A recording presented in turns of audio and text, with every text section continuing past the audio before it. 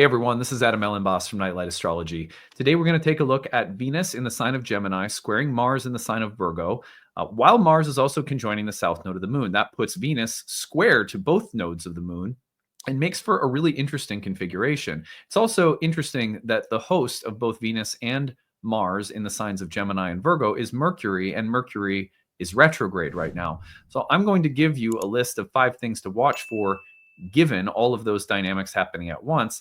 Plus, we're going to add in the fact that Venus is in the superior position right now. How might that influence things? All of that on today's episode. So I'm really excited to get into it. But before we do, remember to like and subscribe. It really helps our channel to grow. I have a goal now, which is within a year to see if we can get to 100,000 subscribers on the channel. That's maybe 16 to 17,000 more to go in a year. I feel like that's reasonable. I think we can do that. So if you're someone who watches regularly but is not yet subscribed, please consider doing it. It helps us out a lot. You can find transcripts of these daily talks on my website, which is nightlightastrology.com, where you can check out our shop filled with webinars, master classes, all sorts of interesting things that you can pick up there, and new talks that you can attend each month. Plus all of our classes. Enrollment season is over for the summer, but we'll open up again for November. So if you go to the website, click on events, click on live talks. You can also see in-person events. If you're in Minneapolis, we have an equinox and solstice event for the fall and winter coming up here in Minneapolis. Those are free to attend, by the way. Anyway, here's the webinars. You can see for August, we're going to be looking at the 7th house, the place of love and relationships. This will help you understand that part of your chart a lot more. So I'm sure lots of people would enjoy that one. You sign up, you'll get the link to attend the webinar. But if you can't attend the live webinar on the date and time listed on the website, you will get the recording later. All right. So on that note, let us now turn our attention to the real-time clock. We are going to be, again, today focused on the square between Venus and Mars, with Venus square to the nodes of the moon. Let me get my real-time clock. For whatever reason, it's not set up. Here we go. Let's take a look here. Okay, so let me show you my screen. Sorry, this is taking me a second. All right, so here we are, and we're on Tuesday, July 22nd. As we are looking at this, you will see that as of today, Venus is just minutes away from the square to Mars. Now, technically, that won't form until tomorrow, but then it's passing through by tomorrow. And you may notice that at the same time that Venus is forming this square to Mars, it's squaring both nodes of the moon, and Mars is conjoining the south node in particular. So that makes this Venus-Mars dynamic very specific. It is taking place across 2 Mercury-ruled signs, while Mercury is the host and retrograde in the sign of Leo. This also means that Venus in the superior position has a strong influence over the dynamic as a whole. The reason for this in Hellenistic aspect theory is that whatever planet in the aspect dynamic is in that superior position, the aspect going off to its right-hand side, if you're looking into the center of the wheel, that means that Venus will be inflecting itself more strongly on Mars than Mars is on Venus within the dynamic, given that Mars is also at the south node of the moon. Probably an important detail, right? So what I'm going to do now is give you 5 things to watch for. Try to take all of those pieces of information and meaningfully synthesize them in terms of practical things you may see.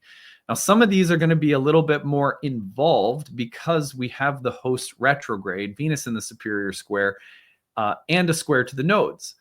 The square to the nodes can suggest that we are looking at something that has to be addressed as a matter of karmic necessity. It's a step that we cannot skip. Or perhaps we're even going back to something that got skipped over in the past, and now it has to be addressed. Squares to the nodes in evolutionary astrology are often talked about as skipped steps.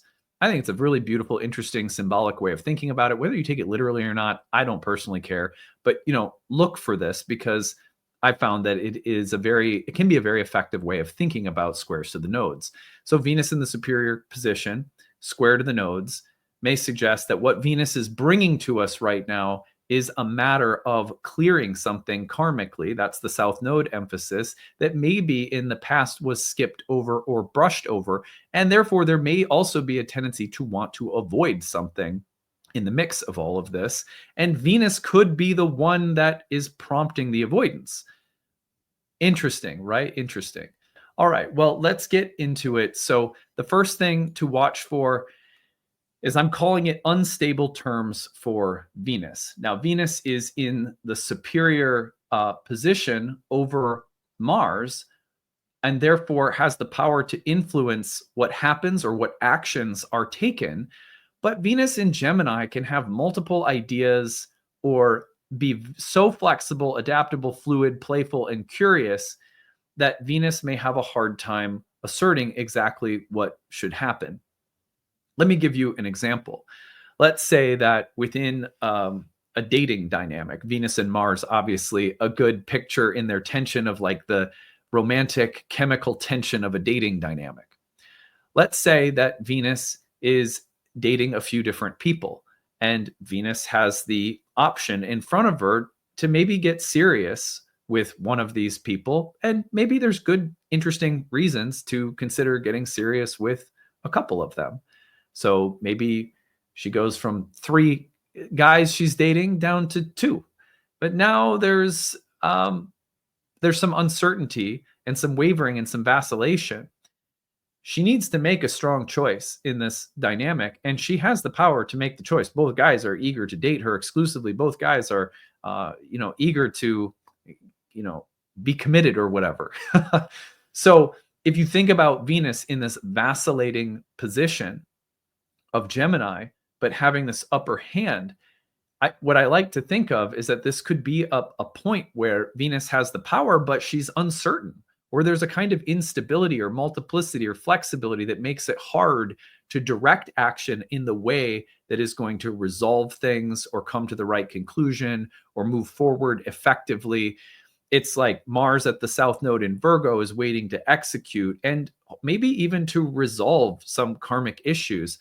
Venus in Gemini in the superior position squaring the nodes might be vacillating or avoiding commitment or scared of having to resolve things or come to the kind of hard conclusion represented by Mars in the South Node in Virgo.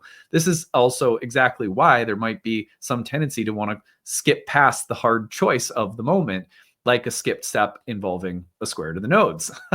So all I'm thinking about right now is one very particular scenario would be that Venus is having a hard time committing to something, making up her mind, or having the executive say in how things are going to play out. Maybe her vacillating is problematic right now. Okay, so that's one way of thinking about it. Let's talk about it in another way. Let's say that Mars on the South Node in this dynamic in Virgo is always wanting to get things right, to be correct, to be perfect, to perform, but maybe with too much of the fear of failure or judgment behind it. Mars in Virgo, to me, is like a research scientist who double, triple checks their work and wants to make sure that the results are concrete and, that there's no debate or question as to the accuracy of the findings.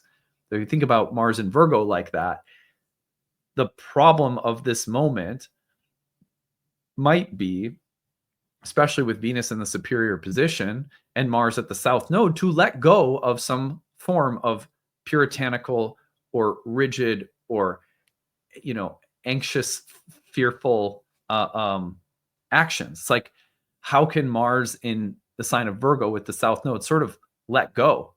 I wonder if Venus in the superior position isn't sort of trying to charm and loosen or flex or make looser or more flexible the position that Mars finds itself in. So all of these are metaphors because I would wonder about the Venus coming in and saying, there's lots of different ways to do this. You don't have to be perfect. You can let go a little. There's more flexibility than you're thinking that there is. And can Mars in Virgo execute or do things right, but not purely out of the fear of failure or the desire to be perfect or get it right, but it's sort of like loosen. Like, how do you do things you have to do, but loosen up and don't be so attached to the results. Don't be so driven by fear or perfectionism. So I wonder how Venus might be helping Mars sort of loosen things up a bit. And that could mean that Mars in Virgo is reaching some point of like puritanical burnout. It's like some part of us that has put in so much effort and there's so much control and so much stress is just reaching a point where it's like, just let go a little bit. How are we being charmed into letting go? So that's another way of thinking about it that I thought was interesting. Number 3 would be, look, Venus at a square to the nodes, a crossroad, a choice, a decision, a place of having to look carefully at something and maybe revise or shift directions or plans. Deep revisions with Mercury retrograde are possible right now, and a kind of crossroads where the possibility of revision or a change of direction is possible within relationships or within our, let's call it, desire body. What do I want? What do I desire? What makes me happy? What am I afraid of if I were to pursue my desires or my interests? I think it's as though there's a potential to rewrite a script in love and relationships, and to allow for different or new interests or desires or tastes to present themselves. And I could see this being just almost like a creative or sexual turning point. What do I want, and can I make space for that?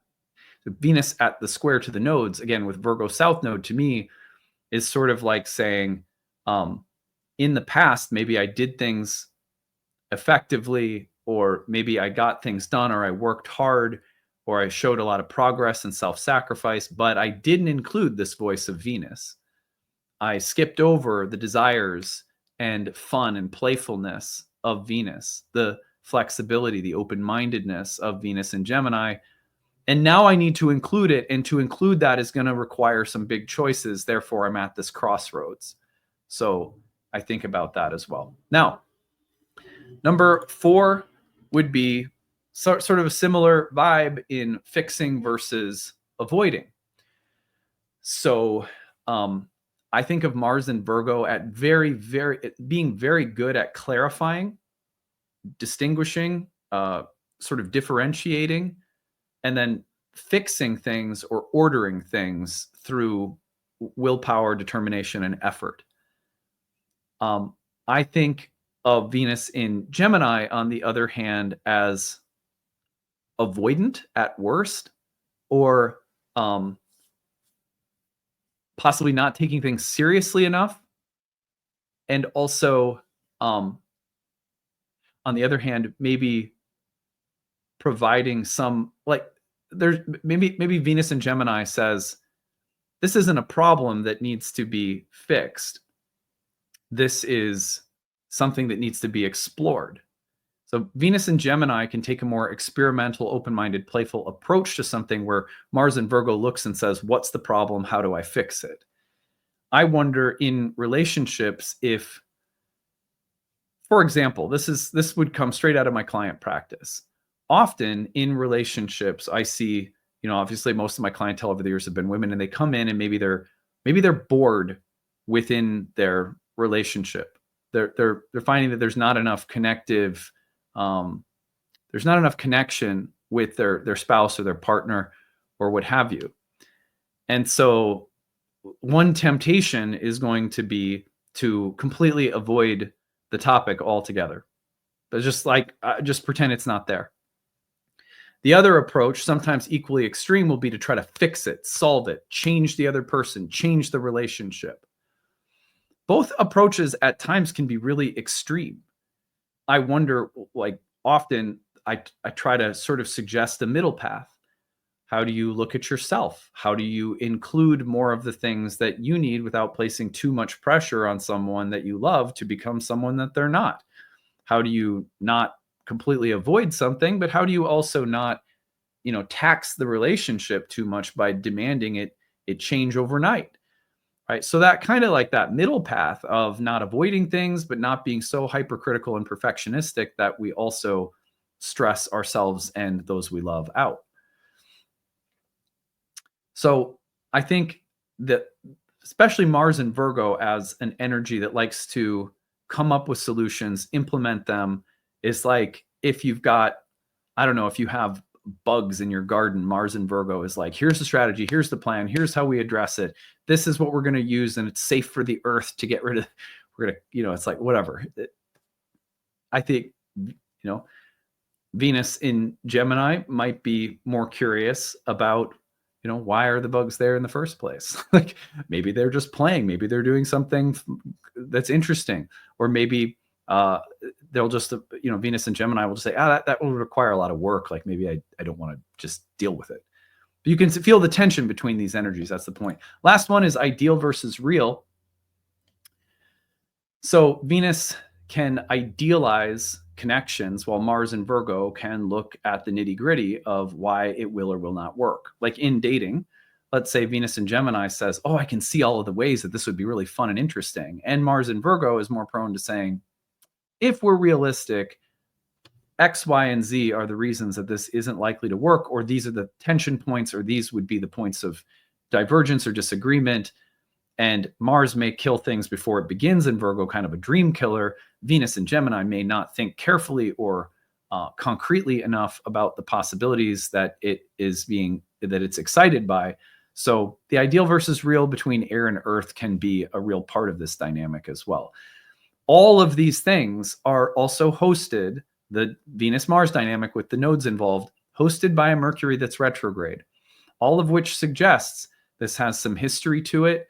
This conflict or tension in relationships has an underlying revisionary quality, that this is part of a cyclical moment of change within relationships, and maybe communication dynamics, important decisions, and the weighing of how much should be controlled or managed or perfected or played with or opened, and how much should be let go of. So the underlying presence of Mercury's retrograde has a lot to say here. With Mercury retrograde in Leo, I wonder a lot about, if this kind of dialogue and these tensions and trying to solve various issues and so forth, all of these tensions we've presented aren't leading back to what feels good to my heart on the level of self-expression, authenticity. I think there's some need for joyous sunshine in the revisions or tensions that are coming up right now that are probably a part of it. That's the Mercury retrograde guiding the whole thing in the sign of Leo, that is so much about that solar sunshine of the individual heart. So anyway, fun things to consider today. I hope this was useful. We will be looking tomorrow we're going to start to look at the new moon in the sign of Leo. So that will be coming up in tomorrow's content. New moon in Leo opposite Pluto. That's a big one coming up. So we'll see you again soon. Bye, everyone.